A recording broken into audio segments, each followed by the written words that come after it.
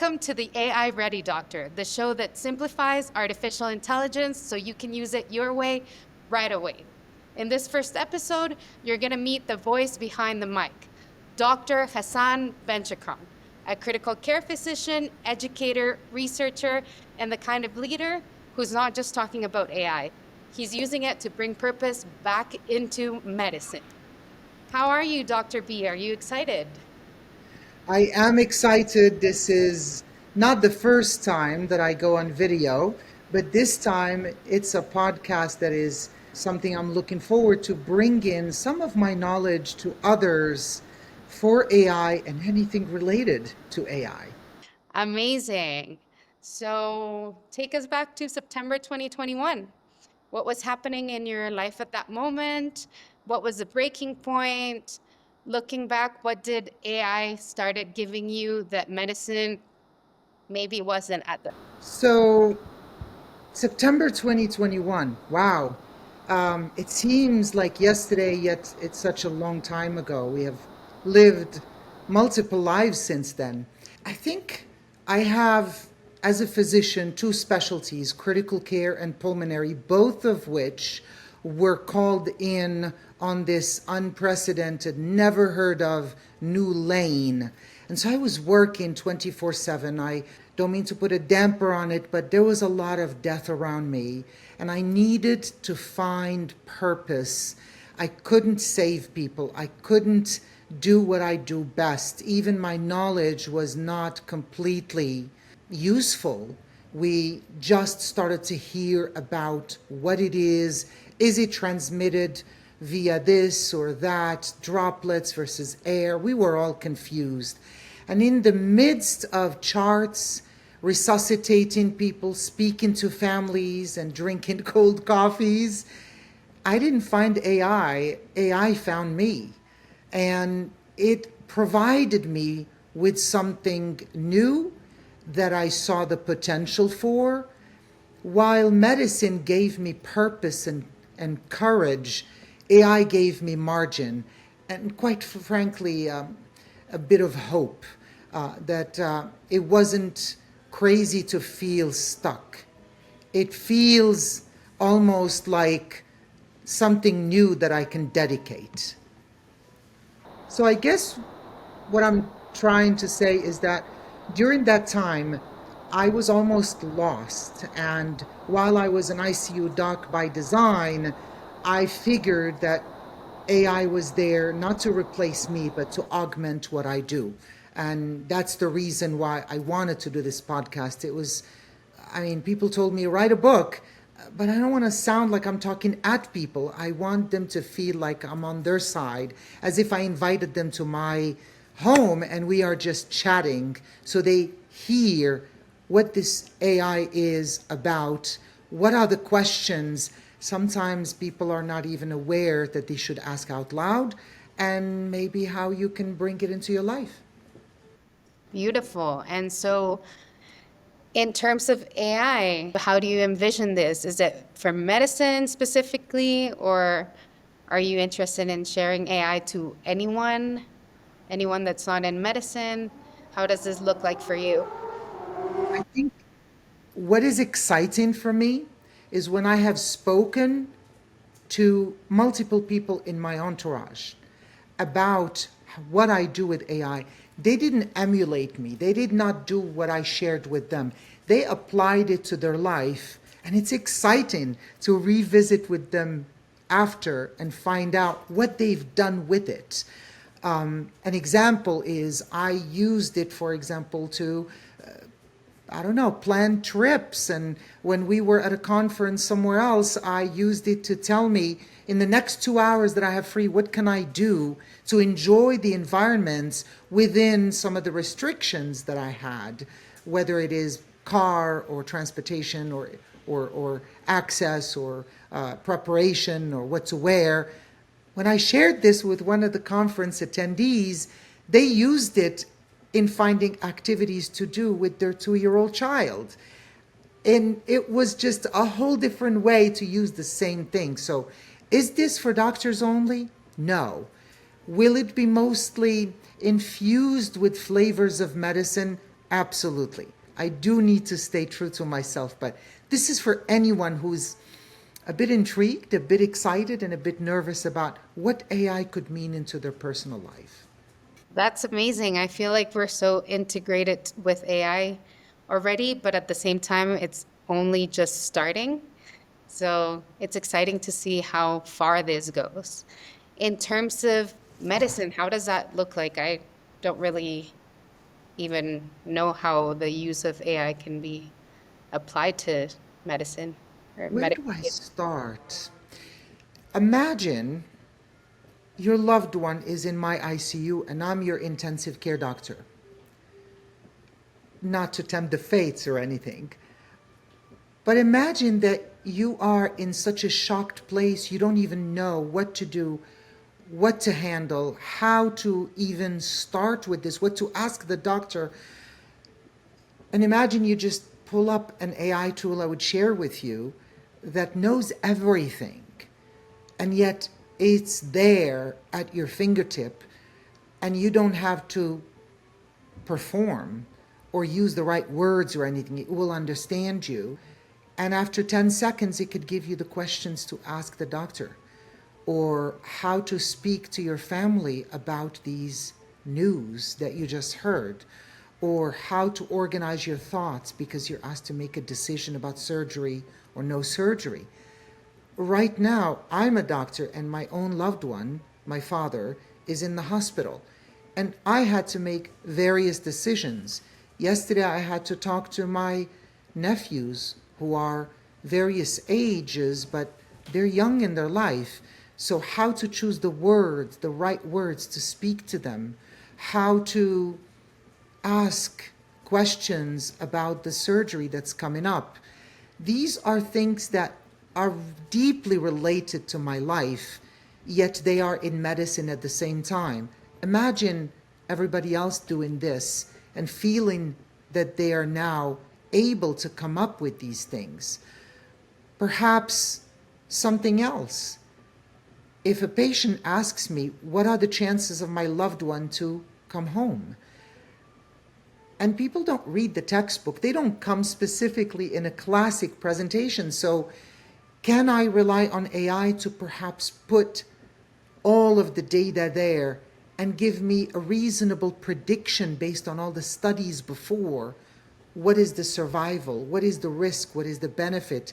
What is the best way to move forward in this case? Not in general, based on thousands of patients, but in this case. And sometimes, even as a doctor, I am not in a place where I can speak to people because I have 30 patients to round on. So my brain cannot come up with the right words to use to comfort yet remain honest. So I sometimes ask AI to give me wording to incorporate. Is it AI speaking to my patients? No, because I'm the one uttering those words. I'm the one putting them in context. But who of us has not felt that a friend was there to tell them, just, you're okay, just say this, or don't say that because it might be hurtful, or use these words. Who of us has not been in that situation where we wished we had that friend to tell us? And so this is similar to that. It helps me augment who I am as a doctor. Does it replace me? Absolutely not. I'm the one who talks to that patient and asks them about their children. I'm the one who comes in and says, is anyone caring for your dog? I know you have a dog. The human part, the compassion part is ours.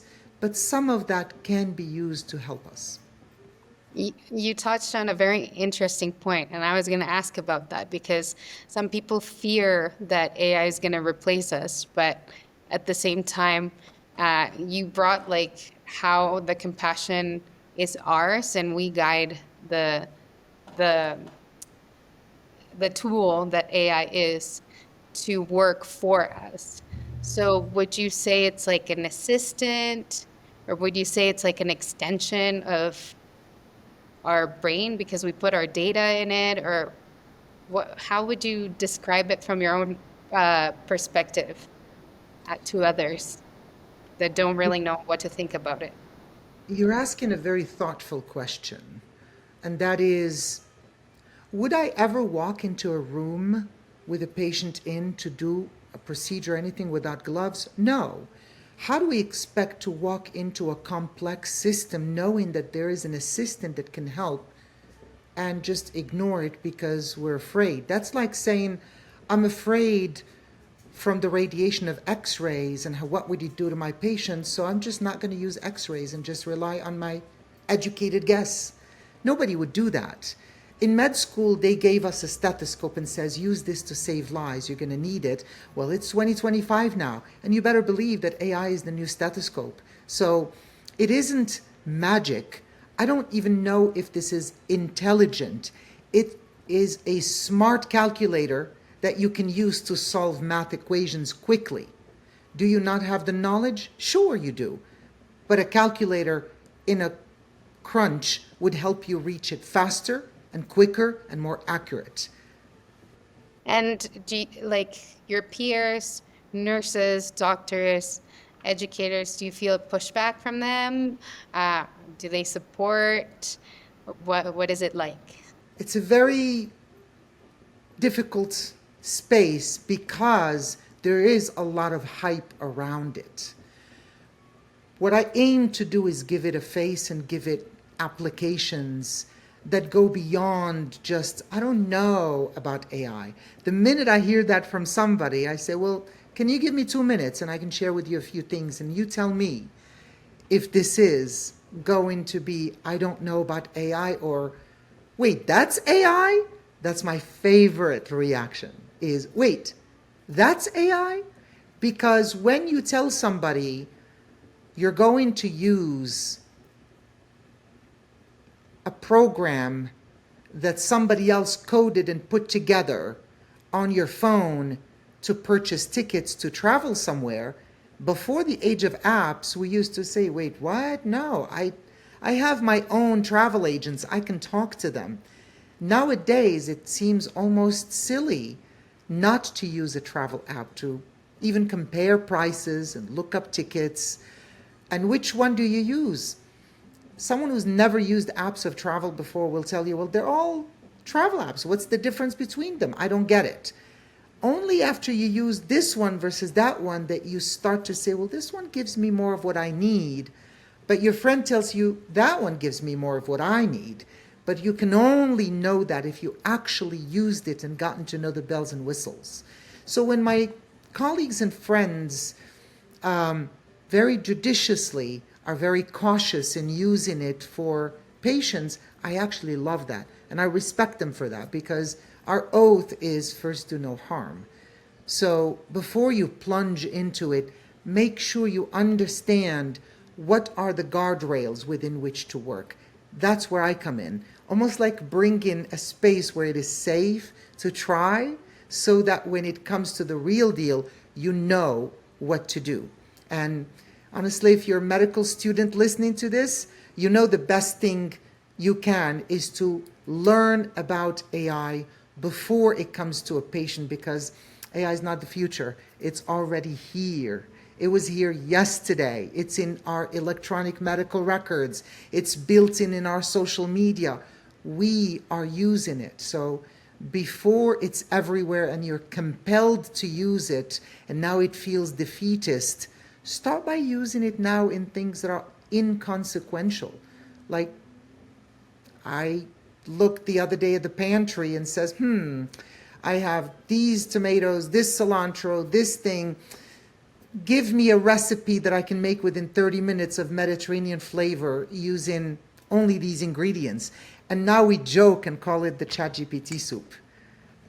It turned out to be really good, by the way. Yeah, I was gonna ask you actually, but you beat me to it. I was gonna say, what would you say to those that wanted to start but didn't feel tech savvy enough to start? But a recipe is actually a wonderful suggestion. A recipe, travel plans.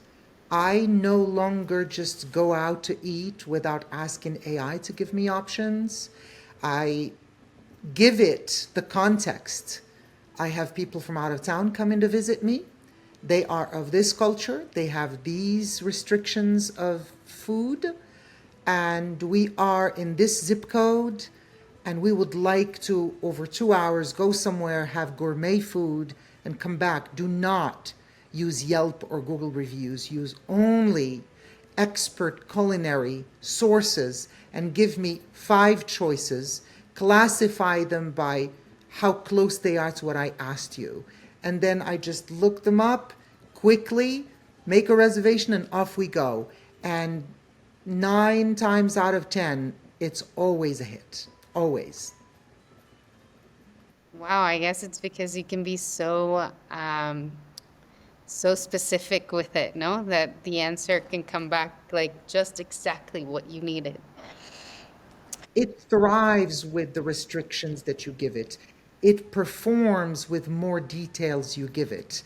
And a lot of people, when they tell me, I don't do tech, I'm not a techie person, I say, neither am I. I'm a doctor. Has nothing to do with tech. It's actually the reason why it's good, because it's not called natural language tools for no reason. You can speak to it in natural language.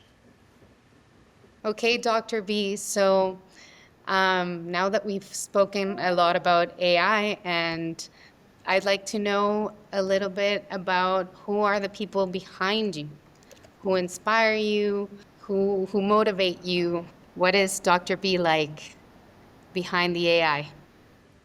Goodness, who's behind me? Well, a village. It's a golden question because this is not a one man show. I may be the face talking, but behind me are my family. I have always been very close to my family. My father had been a teacher, so teaching is in my veins. It comes naturally to me. All of the people that witnessed me fall and supported me and pushed me. I have physicians that inspired me. One in particular in my residency in New York, she pushed me super, super hard to believe in me and to pursue the ICU pulmonary career. My partner, kudos to all of the partners and spouses and the extended family, because we bring with us all our insecurities, all our hurts, and they give us that buffer, that space, and they make us believe that we can do anything. My dogs, who love you unconditionally, that moment to enter the house and them jumping everywhere, and my social community, both online and around me, neighbors and patients even. My family, extended family back in Morocco, and to be frank, some people that I don't know. And that sounds weird, but in at the end of my medical school in Morocco, I was in the throes of planning my trip to the US, taking boards, defending my thesis, graduating, and all of that came to a halt on a random Tuesday when I had a head on collision. I was the passenger in a car. I had brain injury, I almost died, I had surgery on my brain, I was afraid to lose memories, I was disfigured. And there are angels that stood along the way that helped me that I don't even remember the face of, but somehow my soul remembers them. And those as well, I give credit for because they supported me through a moment where I was extremely vulnerable, and that gave me a different take on how to approach being a physician. And then my faith, my spirituality is the sort of wrap around all of it. Every time I find myself in front of something that is bigger than me, I just look up and say, I trust you. And those are all people and, entities and powers behind me that led me to where I am today. And I couldn't be more grateful. Thank you for sharing that. I think that's a very good combination with the topic, having, we're speaking about AI, but also about something greater that, you know, drives our our spirit or our humanness to share, this wisdom. So you could have written a book. You could have gone on a speaking circuit. Why did you choose this format? Your voice unfiltered. Why now? I will share with you, I wish I had all that answer figured out. The best that I can say right now is I could still write a book, but then I wanted to reach people that may or may not read a book. I could have gone on speaking engagement, but I didn't want that to be attached to I paid to hear you speak. I wanted the access to be wide because I may be the one with the mic right now, but I think I'm speaking for every healthcare professional that has whispered ever, there has to be a better way. And if we can bring this to everyone, it's worth it. The one thing I'm afraid of is someone to listen to this and say, wow, he's got it all figured out. Please know I'm standing on the shoulder of every person who gave the grace to grow in this moment, the engineers that put their heart into machine learning and deep learning, the people that I've learned from, the people that supported me. Nobody has it figured out, and I think by now we know that. So I wanted to give a human face to this and say, if you're intimidated, so am I and so was I. You don't have to see the entire staircase to take the first step. I like that. And when you sit down and record this podcast, who are you really talking to? What do you hope the people that are listening feel when they hear your voice? My faith teaches us humility. That is one of the top virtues that anybody could have. I'm not talking about modesty, I'm talking about humility. The power to remind yourself that you may have something, but there are a lot of people that have also something. So, first person I speak to is me. I need to keep learning and keep up with the oath that I gave to my patients and my community that I will be the best doctor that I can be for the sake of my patients, because we are their best and sometimes their only chance. And who else? All my community. Anybody who feels that this could help them, whether it is patients, friends, my medical students, my residents, my colleagues, and anybody else out there who is thirsty for something positive, something that can move us forward without having to worry about, what's the agenda behind it. I have no reason to share my knowledge other than I'm a son of a teacher, but at the same time, I see the potential to do good. And that's who is this for. That's who I'm aiming to reach. And if, as Ralph Waldo Emerson speaks of what is success, if one life has breathed better because you have existed, that is success. That's really nice. And in terms of AI, how does a bright future look like? That it's applied in a way that it's like making humanity better or the world better, systems better. I think it's going to find its niche and its space. One of the spaces in which it helps tremendously is predictive analytics. And it's happening now, not in the future. I work as a tele-ICU doctor, and if some AIs are integrated with EMR, and not the AI hype that we see on horror movies of the future, I'm talking about machine learning program that can detect what the naked eye cannot see, put it all together, and as I'm logged in to see my patients, it would organize those patients to me in terms of who's the most urgent to be seen because they have a risk of this or that. We already have analytics that can analyze cough and tell us whether that is cough that is typical of COVID or cough typical of TB or cough typical of asthma. We have analytics that tell us this person in the next few hours based on my analysis of their labs and their vital signs and their history is at risk of a cardiac arrest in the next few hours, or at risk of sepsis, which is a complication of infections that goes beyond the source and takes over the entire body. If we are able to get these analytics and be upfront and proactive to implement anything that would help our patients, that is a bright future that is actually here and tomorrow that can be good for humanity.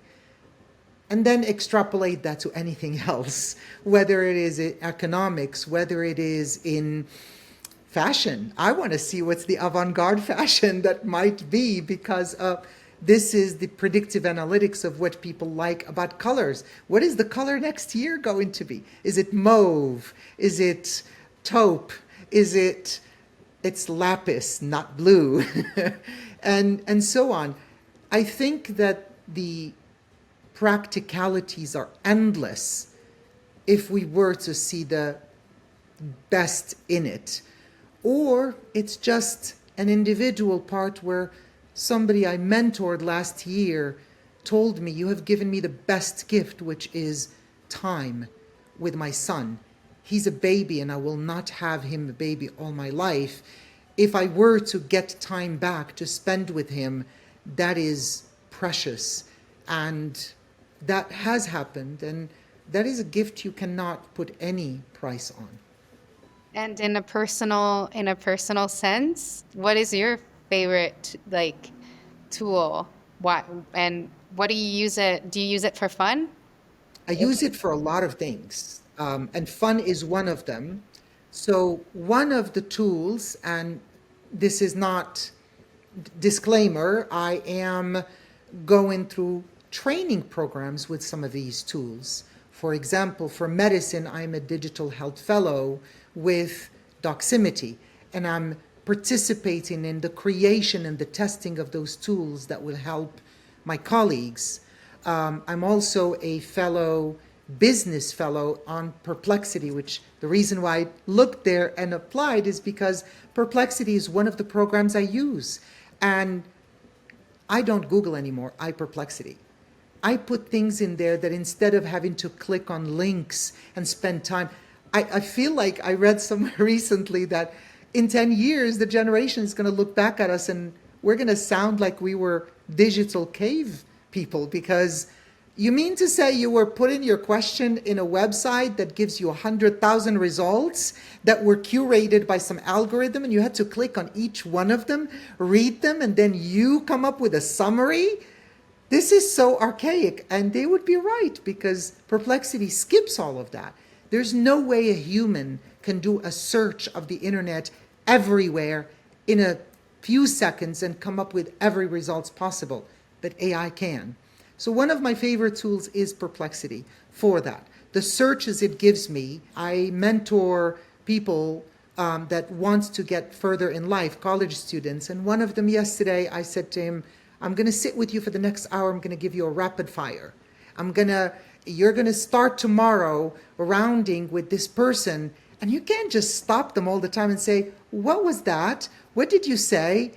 That's just so 2024. You need to come up with it on your own. Let's use Perplexity on your phone, and that way you can keep up with the conversation without having to," well, I joke when people ask me, "Can you tell me what you meant by that?" I turn to them and say, "Are you using me as your personal Google? I'm expensive for you. You may actually want to use Perplexity or other searches in order to find what you want." And finally, coming from Morocco and having to learn so much in a new culture, new language, it was hard to ask all the time and to feel like no matter how smart you are, you were feeling always behind. AI democratizes all of that. It gives the tools back in, and the creativity I see unleashed is extraordinary. And so that is, on a personal level, what I hope to see in the next, not even a few years, just a few months. So do you think it's making people smarter, or like, is it helping students be brighter and better students? Or is it actually making them lazy? or pulling them back because it's so readily available for them, the information? Your questions are clever, but they met their match. I think the reason why I say that is because it all depends on us. If my students came to me and I said, don't use AI, well, they're going to use it anyway. 68% of students around the world, not just in the US, are using it, just not talking about it. So what I do is, for example, I would create a project and I would add to it all of the material I want them to read. And then I give them a link to that project and say, use this AI. But now I want you to give me the rationale of the answer you give me. That makes them think. That makes them integrate that into their answers. So if we're not careful, we might fall into the trap of people using it to, well, skip steps. If we are smart and wise, we would actually give it to them so they, one, learn how to use it, and two, how to think for themselves, because now they're integrating the answer and making it their own instead of just copy pasting it and relying on AI detectors to find fraud. There is nobody that can fraud a rationale of something that would be theirs in their own life. That's how I use it when I teach. Amazing. I wish I was in university when all these tools were available. I think that, like you said, your thinking capacity can grow and your creativity can grow because information is information and it's there anyway in whatever form. So if you can access it in a quicker way and work on your capacity to analyze further, then it will probably be very prosperous. But okay. And lastly, what makes you feel AI ready today? I don't know that anybody is going to be AI ready, but I feel like I am as close to ready as possible. And this is not an AI powered podcast, by the way. It is powered by community. It is powered by coffee. It is powered also by our needs. And I feel ready because I combine being in the space of medical education, medical practice, medical research, and someone who uses AI in the trenches. So I know that of which I speak. I don't know everything there is to know, but that's the exciting part, isn't it? I can only show you the way and then sit back and see how you use it and revel into, oh my God, look at what they did with this. I would never have thought. The first time that one of my colleagues came the next day and told me, I have used AI last night to create a story within 10 minutes to read to my child in bed. He's a famous, just absolutely loves Superman, Captain America, and Winnie the Pooh, and loves space. So I combined all of this and I asked AI to give me a child's story, and I read it to him last night. He was giggling, and I just looked up then how much is AI used for this, and it turns out it is the top use around the world for AI is to create customized stories for children. So I'm just so I'm going to marvel at how many things I don't know, but I am ready in showing people how to reach these and not to be intimidated and how to make them their own while safeguarding their privacy. And I'm going to share with you the first advice that I give anyone. Is AI safe? Not always. We have learned that even our phones, we suspected for a while, now we know they actually listen on us, record us. Somebody somewhere is listening to those recordings. So this stuff is real. But what I do set as an advice, get yourself an email address you don't use anywhere that doesn't have all your history, all the attached documents you received from friends or from a bank or anything. That's the email I use for all my AI tools. It might show my profile as a user of AI tools, but in case there's a day where there's a glitch and it has access to my email, it won't find much to hack. And so that is one of the first tips I give to anyone that I work with, is to get an email address and use it for that and not give it to anything else. That way you have some control over what you allow AI tools to have access to. Wow, that's amazing. That's an advice I've never heard before, and I'm definitely taking that advice because it's, prevention. Prevention. Thank you so much, Dr. B. Well, that's a wrap on episode 1 of the AI Ready Doctor. In the episodes ahead, we'll break down the essentials of AI in medicine without the jargon, without the hype, just real conversations, clinical insight, and practical guidance to help you build AI confidence one episode at a time. Make sure you follow or subscribe wherever you're listening. And if this episode sparked something for you, share it with a colleague or a friend or a family. You can also visit our show's website, aireadydoctor.com, to learn more. Thanks for joining us, and we'll see you next time on AI Ready Doctor. Thank you, everybody, and send us your favorite skeptic, because curiosity is contagious. Catch it here every episode. Thank you so much.